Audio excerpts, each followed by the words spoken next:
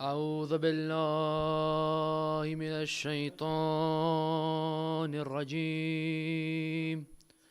بسم الله الرحمن الرحيم. والضحى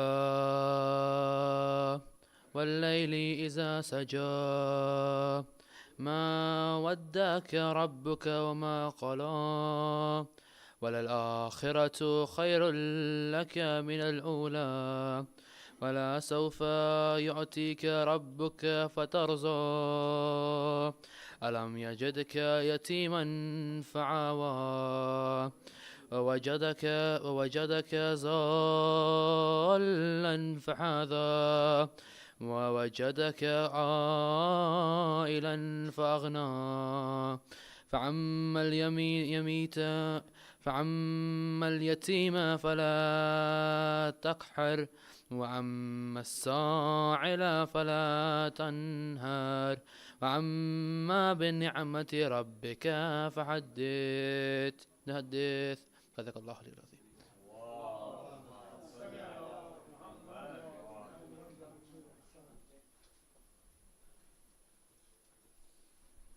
صلوات.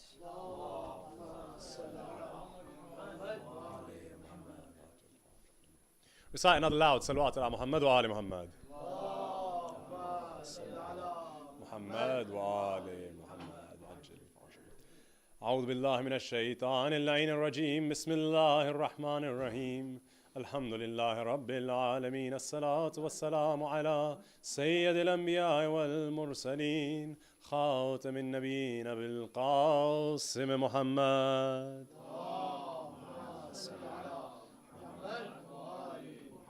وعلى أهل بيته الطيبين الطاهرين. أما بعد، فقد قال الله الحكيم في قرآنه الكريم وهو أصدق القائلين قوله الحق. بسم الله الرحمن الرحيم. واجعل لي لسان صدق في الآخرين. صدق الله العلي العظيم. صلوات.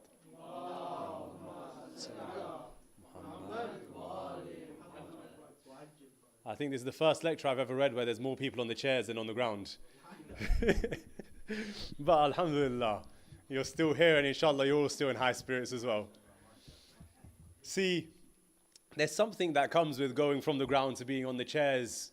It's meant to be a sign of when you become elderly. I remember last year when I broke my ankle, people would tell me, come sit on a chair.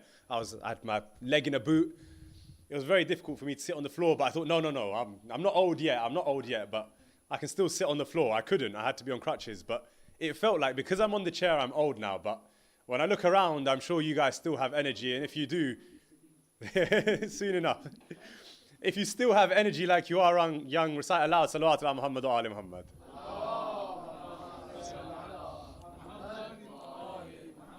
وعجل فرجهم. Over the next few days, I'm starting to see people leave their chairs. When we look at the next few days, there's one thing that I want us to take away. There's one focus that I have over the next series of lectures, the few lectures that we're going to go over in the next few days leading to Layali Qadr. And that is the impact that we have on the world.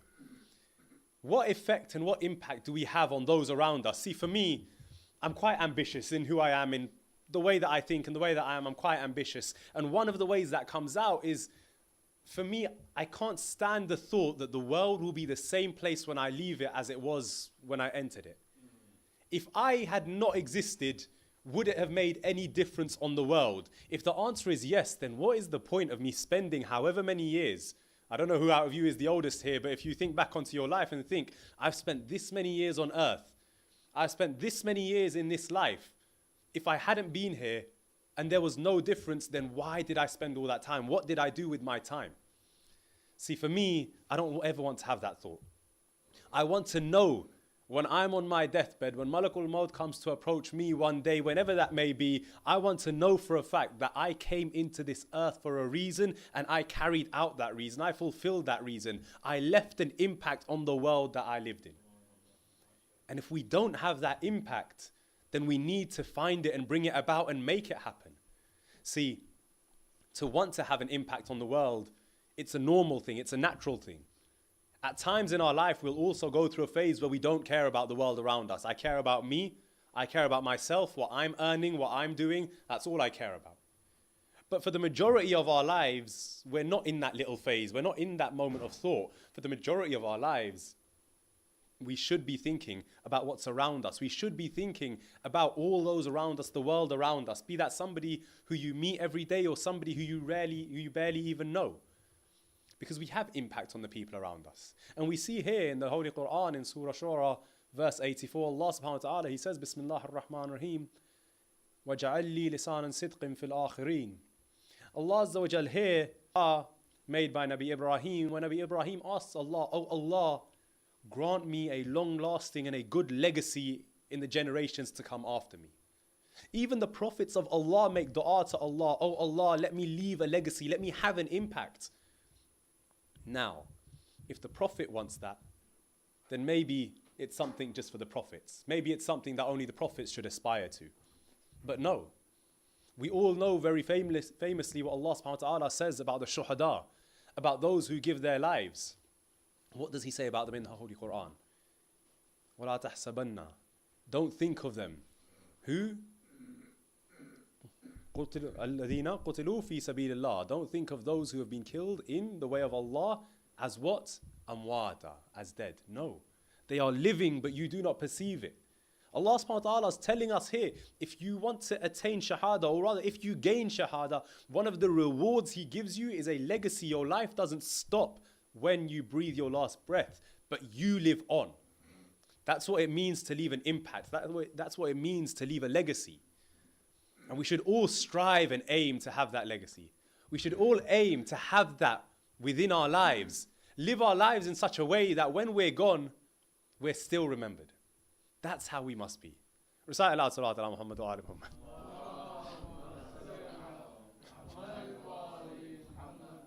We have that legacy. We have the opportunity to have that legacy. Many of you don't realize how much of an impact you have on those around you.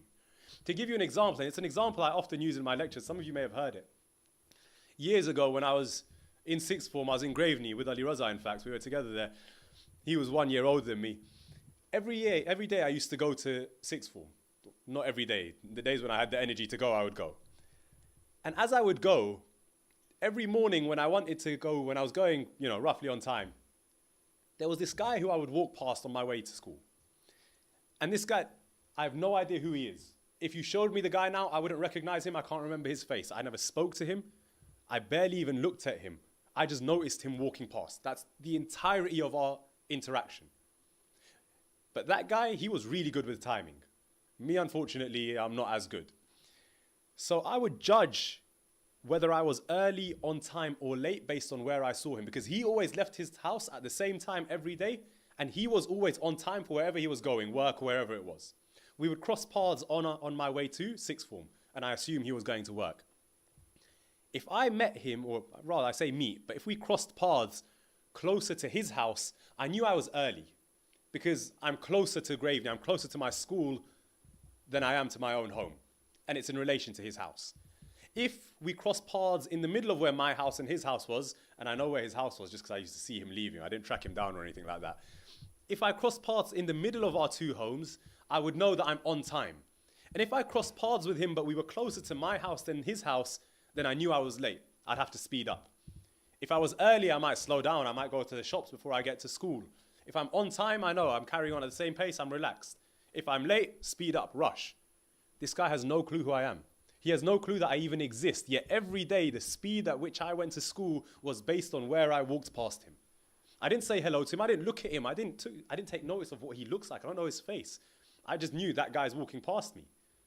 But still, he had an impact on my life every day for those 2 years when I was in sixth form. That's minor. That's minute. It's an almost inconsequential difference in life. But you realize from that, the tiniest of actions that we have, they leave a legacy, they leave an impact.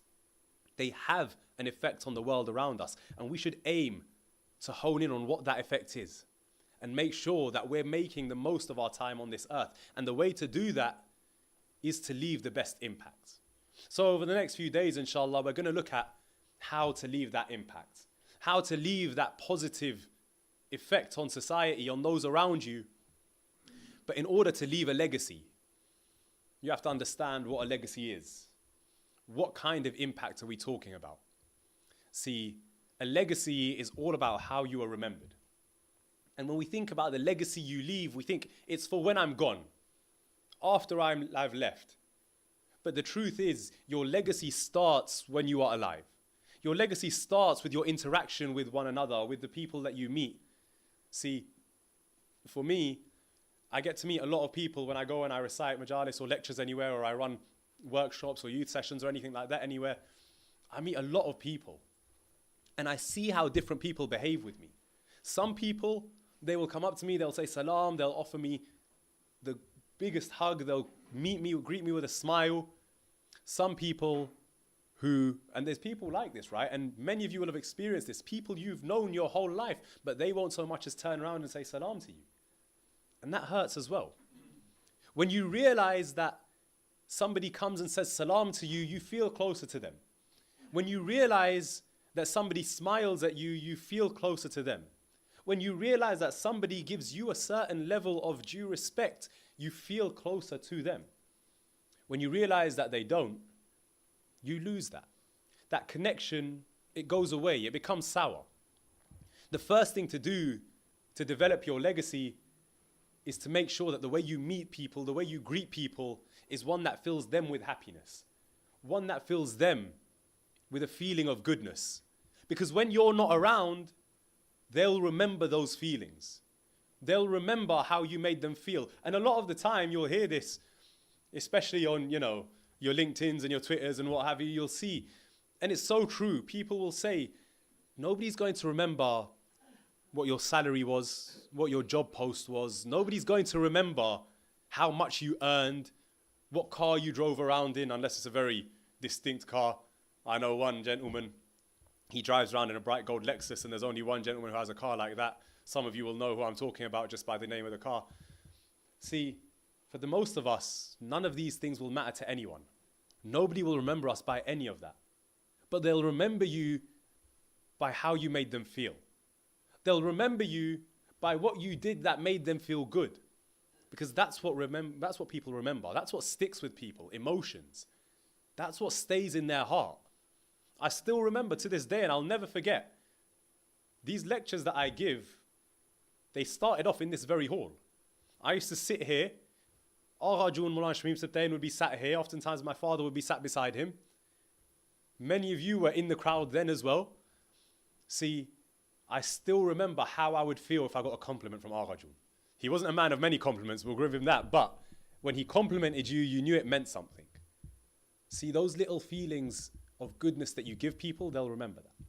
But in order to leave a legacy, in order to be able to leave a legacy, in order to have that impact on the world in that way, the world first has to acknowledge and understand something. The whole world has to set a plane which allows for that legacy. And that plane, that thing that the world has to set, is a level of respect.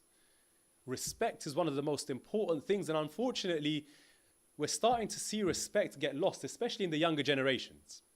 See, for me growing up, it was always a case of you respect everybody until they earn a reason to not have that respect from you. And even then, you make a distinction between not giving them extra respect and disrespecting them. Disrespect was never on the cards. But you gave a certain level of respect to everybody until they gave you some reason not to. That's a different matter. Today, when you speak to young people, a lot of them will tell you that they respect people once they have earned their respect. What have they done to earn my respect? The common concept of basic human respect between one another is slowly being lost. These adab, these etiquettes, what I like to call old school etiquette, these little things are being lost within the younger generations. It's something we have to make sure that respect remains. And for all of you, and for me included, I'm sure, the place we learnt respect was from our older generations. From the generations above us, our elders. Now, when I say our elders, that means something different for me than it does to you. For all those of you sat here, or for most of you sat here, when I say your elders, that probably means your parents, the elders at the mosque when you were growing up, grandparents, uncles, aunties, the like, your parents, friends. For me, when I say my elders, I mean a lot of you. That's where I learned respect. That's where I learned these etiquettes, these adab. So it's up to you now and up to those of us who are, I don't consider myself a kid anymore. I don't consider myself an elder either, but not quite a kid.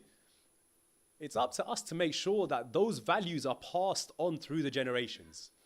Because you lose respect and you lose so much that comes with it. One of the beautiful things about the Urdu language, and indeed Eastern languages in general, is you have respect built within the language. When you look at Urdu, there's a difference between aap and tum. When I'm speaking to somebody who is my peer, and when I'm speaking to somebody who is elder, there's a difference between how I speak to them. And that difference then carries forward in the way we behave with one another. It carries forward in the way we act with one another. Now, respect doesn't mean that you're not friendly to them. Respect doesn't mean that I have to greet you as though you are in a very formal manner. No. For many of you, I don't behave in that way. For many of you, I'm quite jokey with you, quite relaxed with you, quite friendly with you. But there's still an element of respect, and there has to be. We have to set the planes of respect. We have to make sure that that respect is passed through the generations, because then and only then will we set an environment where you can leave a legacy. Then and only then will you set an environment where you can have an impact on those after you. But if you don't have that, if there's no respect, then they won't remember you in a positive manner because they never had that positivity about them in the first place. See, when we think about the adab, the ihtiram, the respect that we give one another, one of the most important things to realize, and it's something that alhamdulillah I was taught from a young age, is that respect, it will never bring you down. By giving respect to somebody, by lifting them up, it never puts you down. There's this sort of egotistical thought now that if I give someone more respect than other people give me, then that means I am lower and that puts me down. I can vouch for this within my own life, alhamdulillah. When you give others respect, all you get in return is respect. When you give respect, it elevates you. And in fact, I saw this at work. The greatest manager, I say the greatest manager like it's a massive thing, the best manager that I worked for, right? He was great at doing one thing. When his team had done something good, he would make sure everybody knew about it. He would tell everyone, Zaki did this. Never did I hear him say, I did this. Never did I hear him say, I made this happen. He was in charge. He's the manager. But the best managers you've worked for in life, and if you look back at your life, you might notice this as well. The best managers you've worked for in life, they promote those around them. They promote those who are working under them. And you realize the way that the structure works is, for my manager at the time, he taught me this as well. He said, if my team's doing good, then that's a reflection on me anyway. If my team is performing, then everybody else is going to look around and think of me as a good manager anyway. So why should I boast about me being the greatest when it's my team that does everything, if I'm going to get respect and seniority regardless? And I'll tell you something about that manager. He was very high up in his position. Very, very high up. He didn't let people know what he did. We worked in technology. He was the head globally of technology for our company. It was a multi-billion-dollar company. He never let anybody know. Anybody ever asked him, what is it you do for a living? He said he was a tech guy. He fixes printers and laptops. There was no arrogance about him. He was humble. I remember I'd walk with him. We'd go for lunch and whatnot while we were at work. As he walks out, he stops, sees the security guard. He stops. He says to the security guard, the guy's name was Timothy, the security guard's name. Timothy, how are you doing? How are your kids? How's your wife? Remembering every small little detail about their lives. Nobody else remembers that about that security guard. That guy's just the guy who stands there, and I say security guard, he was the doorman, really. He's the guy who stands there and opens the door. Most people walk past him and they'll give him a thank you to be polite, but that's the extent of it. This guy made each and every single person feel special, whether it was the security guard or the CEO. He didn't care. He gave everybody that feeling that they were important, that they mattered, and in the end, look where it got him. The global head of IT for a multi-billion-dollar company. That's no small role, that's no small place. And it all came about because of his respect. He started off at the bottom of that company and he just rose and rose and rose and rose. Because of the respect that he gave people, because of what he made people feel. And at the end of the day, if you give that respect, if you give something good, you will receive goodness in return. And we see when we're talking about charity, Allah subhanahu wa ta'ala, He says when it comes to charity that those who give charity, إِنَّ الْمُصَدِّقِينَ وَالْمُصَدِّقَاتِ وَأَقْرَضُ اللَّهُ قَرْضًا حَسَنًا. Those who give charity, the believing men and women who give charity, and those who give a loan to Allah subhanahu wa ta'ala give a great loan. And Allah subhanahu wa ta'ala, He's describing it as a loan because He's telling you He will be the one to pay you back. And we know this very well. If I give charity, it almost always seems to be the case that I get more back in return. From some place, somewhere, somehow, my funds increase. See that when we do something good, Allah Himself takes responsibility for making sure that we get goodness in return. So if you give respect, Allah subhanahu wa ta'ala makes it His own duty, responsibility to make sure you get that back. And so He tells us in the Holy Quran, Bismillah ar-Rahman ar-Rahim, وَتُعِزُّ مَن تَشَاءُ وَتُذِلُّ مَن تَشَاءُ بِيَدِكَ الْخَيْرُ. Allah subhanahu wa ta'ala, He gives respect to those whom He wills. And He tarnishes with disrespect those whom He wills. If you give respect to others, Allah will bring that respect back to you. And if you can get respect that was given to you by Allah subhanahu wa ta'ala, then there is no disrespect in the entire world that can come your way. If you have the respect that is given to you by Allah subhanahu wa ta'ala, then understand this: there's no better legacy that you can have. There's no better impact that you can have in this life than realizing that Allah subhanahu wa ta'ala Himself made Himself responsible for making sure the people respect you, whether you're there or not. Whether you're present or you're absent, the people will respect you purely for the sake of the respect that you gave others. Inshallah, in the days to come, we'll talk about some of the other things that we need to do in order to leave that strong legacy, to leave a good impact on the world around us, whether we're there or not. That's what we'll focus on. But for now, let's raise our hands in dua and pray to Allah subhanahu wa ta'ala. Ya Allah, allow all our ibadat in this holy month of Ramadan to be accepted. Oh Allah, for all those mu'mineen around the world suffering from ill health, grant them complete shifa. Oh Allah, for all those who have left our ranks, raise their souls in Jannah. Oh Allah, hasten the reappearance of the Imam of our time. Allow us to enter Jannah under his banner. ربنا تقبل منا إنك أنت السميع الدعاء.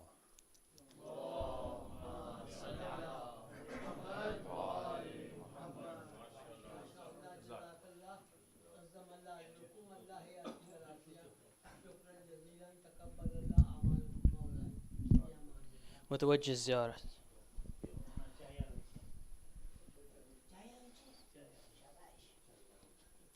السلام عليك يا أبا عبد الله، السلام عليك يا رسول الله، السلام عليك يا أمير المؤمنين، السلام عليك يا فاطمة الزهراء سيدة النساء العالمين، السلام عليك يا حسن المجتبى، السلام على الحسين وعلى علي بن الحسين وعلى أولاد الحسين وعلى أصحاب الحسين جميعا ورحمة الله وبركاته. السلام عليك يا غريب الغرباء، السلام عليك يا معين الضعفاء والفقراء، السلام عليك يا شمس الشموس وعنيس النفوس أيها المدفون بأرض توس ورحمة الله وبركاته. السلام عليك يا مولانا يا صاحب العصر والزمان، الأمان الأمان الأمان من فتنة الزمان، عجل الله تعالى فرجك وسهل الله تعالى مخرجك وظهورك، واجعلنا من أنصارك وعوانك ورحمة الله وبركاته.